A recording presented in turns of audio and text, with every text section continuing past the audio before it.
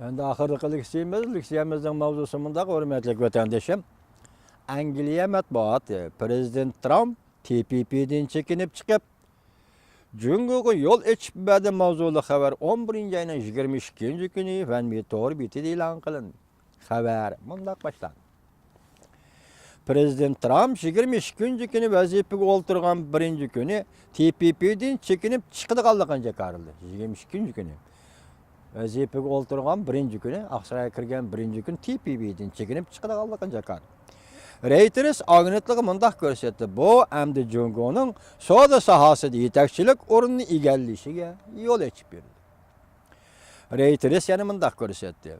Yaponiya ve Avustraliya Prezident Trump TPP'den çekinip çıkışga qat'iy irada bildirgandan keyin bu kelishim to'g'risidagi va'dalarini qayta ta'kidlab Prezident Trump'ning bundaq jakarilishi bu kelishim to'g'risidagi har qanday umidni yo'q chiqadi deb ko'rsatdi.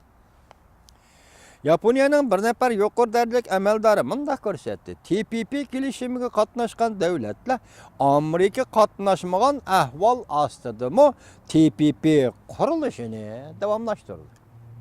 TPP'dagi 12 davlat, Amerika qatnashmasi 11 davlat har qanday ahvol ostida TPP qurilishini davomlashtirdi dedi Yaponiyaning yuqori darajalik bir nafar amaldor.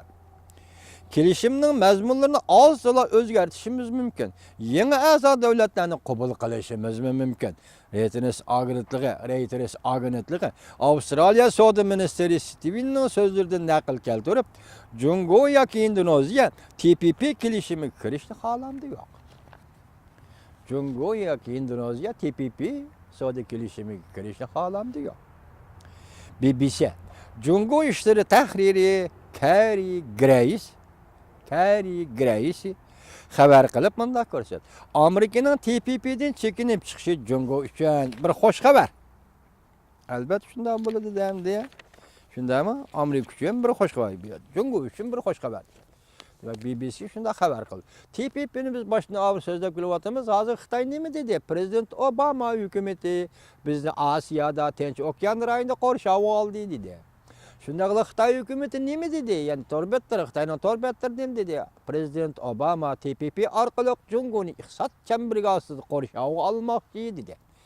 Bu ikki davlat yig'ilishi bitishib bo'lgan kelishim edi. Endilikda bundan Prezident Trump chekinib chiqadiganligini 22 kuni jakardi. Shu vaqtda Xitoylar nima deyishgandi? Prezident Trump TPP'ga qanday muomala qiladi? Bu demak Amerikaning navbatdagi Cüngü siyosatining nima ekanligini belgilaydi deyishgan edi. Endi yana bir ish Koreyada hozir Pyeongchang xonimni taxtdan tushish to'g'risida namoyish ketyapti.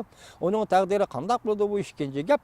Suriyaga SAT raketa sistemasini o'rinlashtirishmi? Amerikaning bundan keyingi Cüngü'ga qanday siyosat belgilaydiganlik munosabatdagi intayin sezgir masala deyishgan kishilar.